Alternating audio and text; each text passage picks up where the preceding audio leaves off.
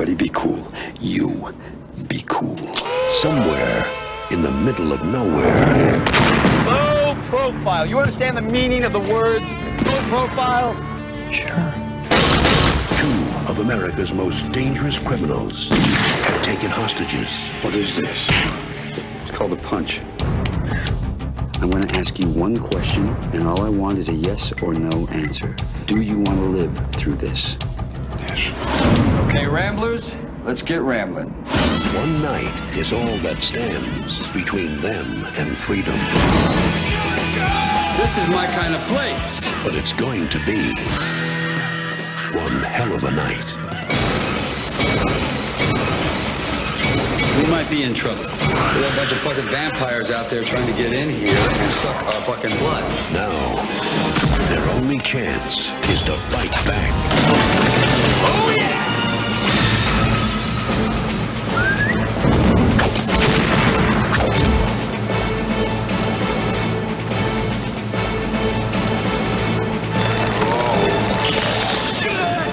Harvel Keitel, George Clooney, Quentin Tarantino, Juliette Lewis. Welcome to slavery. No thanks. I already had a wife. From dusk till dawn.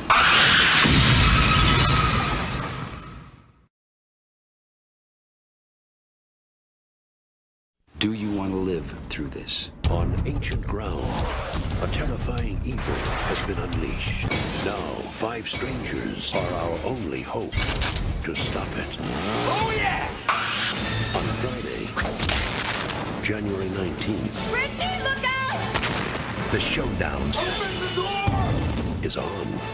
From Robert Rodriguez, from Quentin Tarantino, From Dusk Till Dawn, rated R. For 2 of America's most dangerous criminals, You understand the meaning of the words low profile? one night is all that stands between them and freedom. This is my kind of place. But it's going to be one hell of a night. From Robert Rodriguez, from Quentin Tarantino. Welcome to slavery. No thanks. I already had a wife. From Dusk Till Dawn, rated R.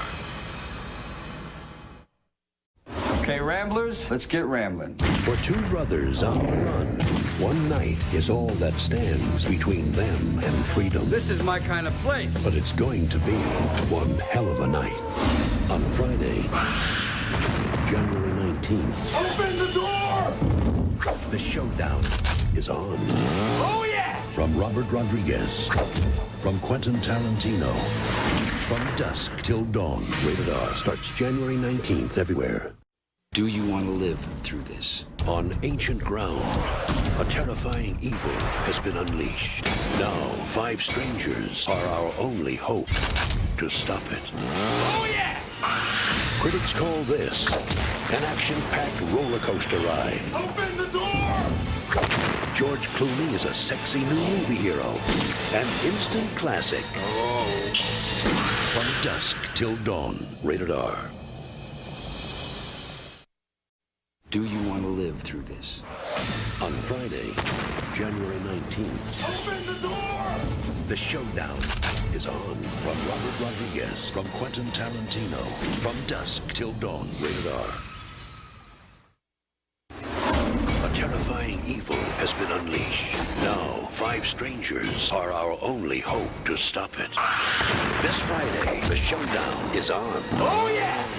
From Dusk Till Dawn, rated R. Do you want to live through this? En tierra antigua se ha soltado un espíritu maligno, horripilante. Ahora, nuestra única salvación depende de que 5 extraños puedan parar. Oh, yeah. El viernes 19 de enero será la confrontación de Robert Rodríguez y Quentin Tarantino, From Dusk Till Dawn, clasificada R. Do you want to live through this? On Friday, January 19th. Open the door! The showdown is on. From Robert Rodriguez, from Quentin Tarantino, From Dusk Till Dawn, rated R. Starts January 19th.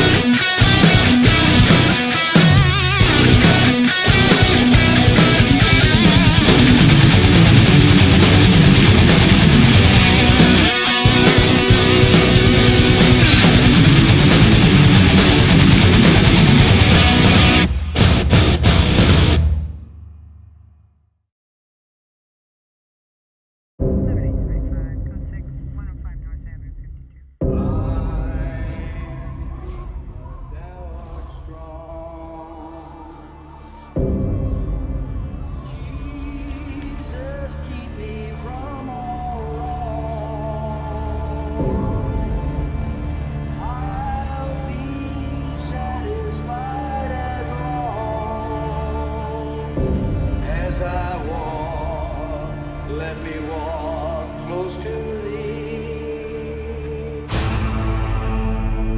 These bastards deal in blood, death, and misery. So that's what they're gonna get. The Gecko brothers are back. Rangers don't have to look for trouble. Trouble finds them.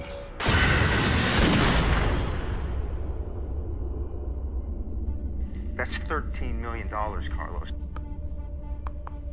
Trust your brother. He sees things you don't. Cut her. It's time. Ritchie, fucking weirdo. I make the plan, everyone executes it, or I execute you. You got your balls on? Screwed on tight. We were supposed to be low profile. You're the one with the trigger finger that's got the entire state of Texas looking for us.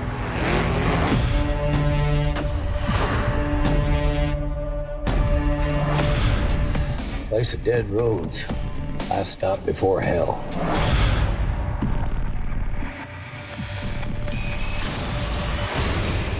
You and the rest are just a bunch of sheep sleepwalking to the slaughter.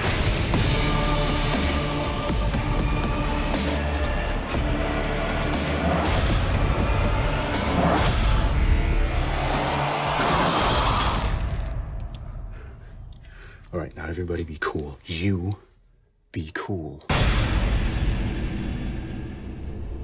Tell you what I like to drink. You.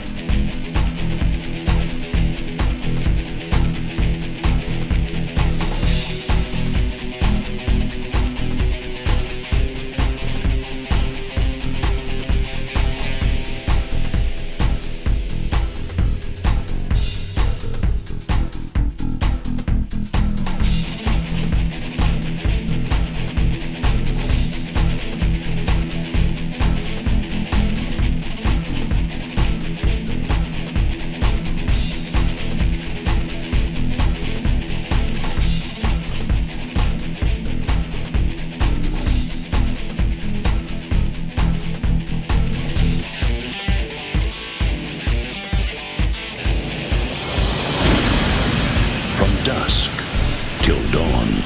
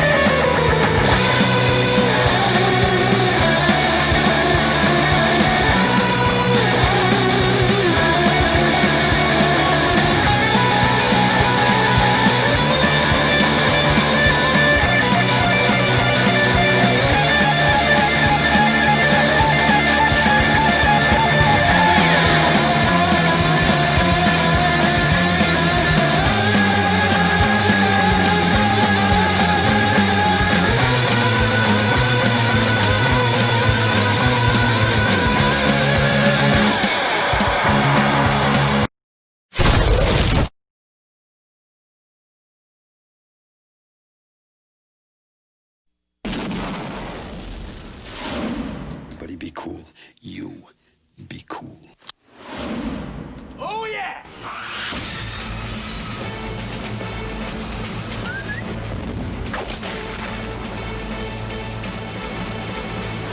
You never know what's going to happen next, and it can be so far out there and off the wall that I think that alone could be very scary. Low profile. You understand the meaning of the words low profile? It's a Robert Rodriguez film. So who the hell knows what we've got here? Well, it's an action adventure unlike any you've ever seen. It takes bedroom scenes and makes them action adventures. You're really just kind of playing, you know, cowboys and Indians. It's a kick-ass little movie. If you get too close to them, when the mind kicks in, you're liable to get shot.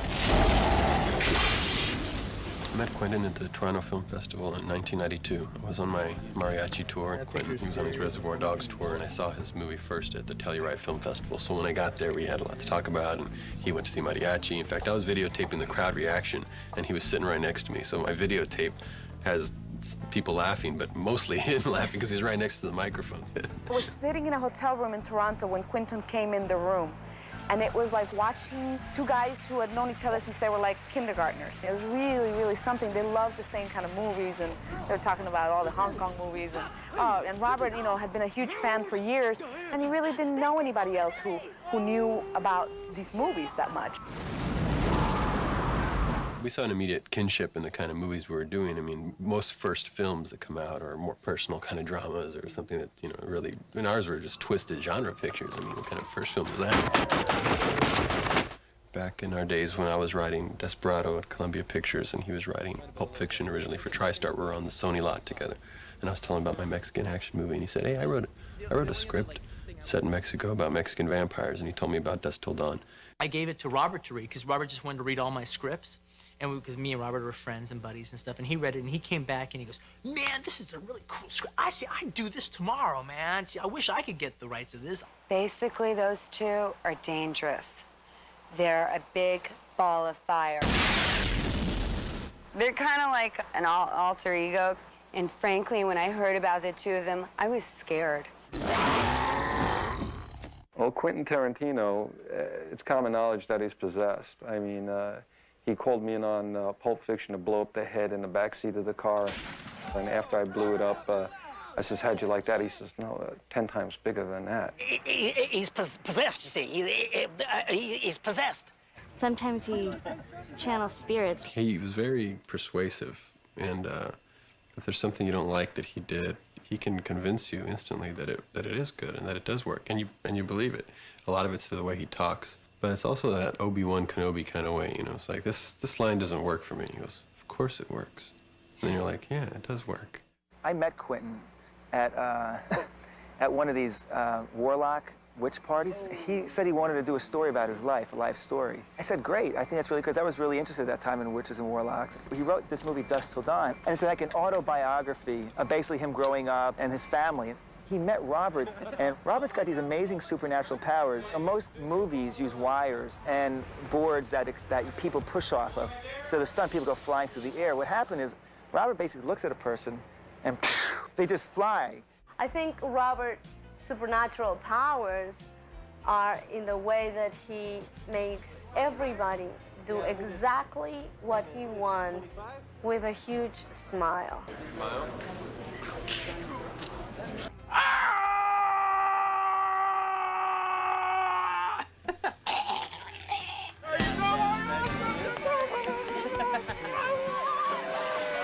Well, Robert is supernatural. Like the other night after we wrapped, we're all gathered downstairs and he was floating over the pool. Could have been the beans. I don't think he actually possesses the powers. I think the bandana does.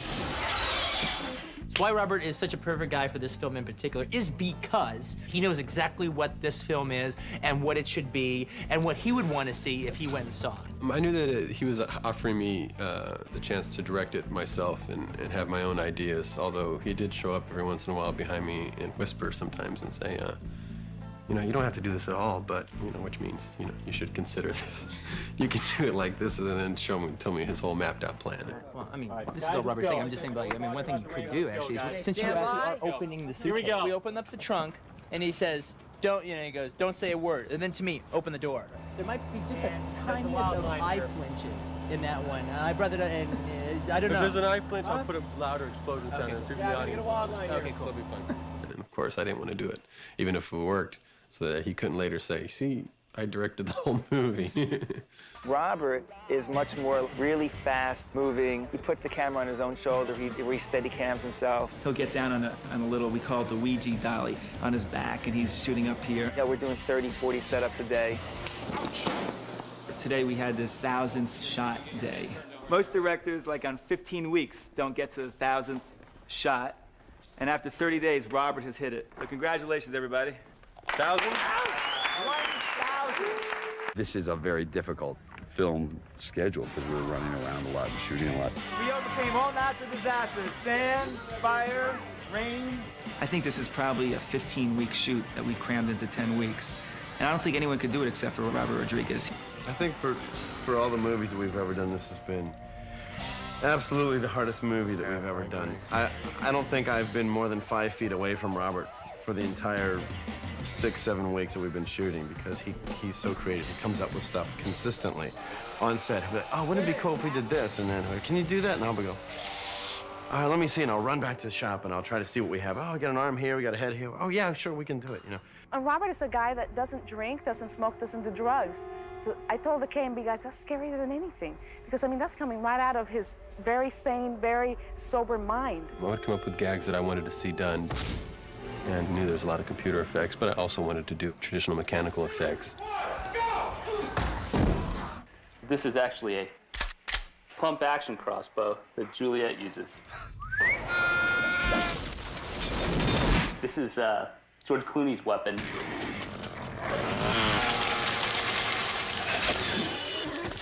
I would suggest doing a lot of smoke coming out of the store, but no fireball. We wrap the bombs, we design the bombs, we make the bombs, we bring the bombs into the set, we clear everybody out of the set. It's a very dangerous thing sometimes what we do. It's a little nerve-wracking when you're standing inside the building and all those bombs are ready to go off. And in fact, Tom came in and stood in the building with us because he said if the building blows up, he didn't want to be out here being the guy that killed Quentin and George. He'd rather be in there dead. Me and George have a scene at the beginning of the movie, and we're arguing as this liquor store is exploding all behind us and around us and over us and onto us. This was actually one of the more dangerous things we've had to do in the whole movie, and they didn't even ask us, did we want to do it? They assumed that we were up for it. I've built up a really nice crew over the past few movies, guys and women, who really like to work hard, are very creative, and I let them go with their imaginations, and they know there will be results. I'll show their stuff off really well. The crew, I mean, for the most part, a bit like 75% of the crew, they either had worked with me and Lawrence before, or they'd worked with Robert before, or they worked with both of us before, like in the case of 4 Rooms. We really had a family, you know, atmosphere. I used to do little itty-bitty horror movies back in the old days on video, and they were so much fun. I mean, using prune juice for blood, and sometimes the cheapy do-it-yourself effects come out even better. These guys are real throwbacks. These guys know and have seen every movie that anybody has ever made. I met Quentin a long time ago at a convention where I was a guest of honor. Quentin was a kid in the crowd. He said, Mr. Savini, I wonder if you'd come by this video store where I work and sign some of your videos. We have lots of old videos. You probably like them. We're in Manhattan Beach. Okay. I went. Because I'm nice to everybody. You know why? They grew up to be Quentin Tarantino and Robert Rodriguez. I knew I was going to be depressed if I had to come into Hollywood and not do all the stuff that I was used to doing. I mean, I really enjoyed operating the camera. I wanted to get better at it. I wanted to learn Steadicam. I wanted to continue editing. I didn't want to give that up. That's my favorite part. They have to do it. They force themselves to do it. Nobody can make them. In the same way, Robert, at 11 years old, making himself, I mean, every weekend he just edited. He filmed during the week and edited on the weekends. You can't make an 11-year-old do that. I've been in love with film and illusion and magic since I was a kid. That's really why I wanted to get involved in filmmaking, because it's a big magic trick. Whenever you go to a premiere or something, he's got the camera with him, because that's how he sees the world, through that. In high school, they let him film football games. But Robert was already thinking like a filmmaker, so he wasn't filming the play and what happened. He'd filmed the ball. He'd filmed the father who was like, I can't believe you didn't catch that ball. They fired him immediately. I'm from a family of 10 children, so I kind of grew up, you know, being actually one of the oldest. Before I did mariachi, I mainly made family comedies. Robert's brothers and sisters must have had a camera in their face since they were 2 years old, since they could, like, take his direction. Quentin, I think, has been making movies in his head since he was 5 years old. Quentin had interactive playtime with all of his action figures. He had G.I. Joes and Spider-Man and Batman, and he could carry on, you know, 5 or 6 spicy dialogues. I used to chastise him for his language, and he'd, of course, protest that he wasn't saying that at all. G.I. Joe was saying that. He's like a kid. He's like a big kid. He's got that kind of energy and that kind of excitement. I had just started watching George on ER and really liked him. I thought he was like this kind of cool Robert Mitchum character on ER. I thought he was really neat. Since he plays the complete opposite, I mean, he plays an ER doctor on television, I wanted him to come and portray someone who sends people to the ER.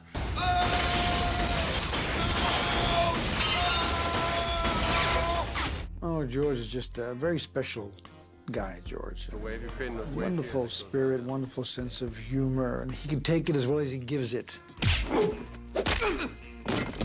Harvey's always, you know, George, can I borrow some money? George, how would you say these lines? You know, that kind of thing.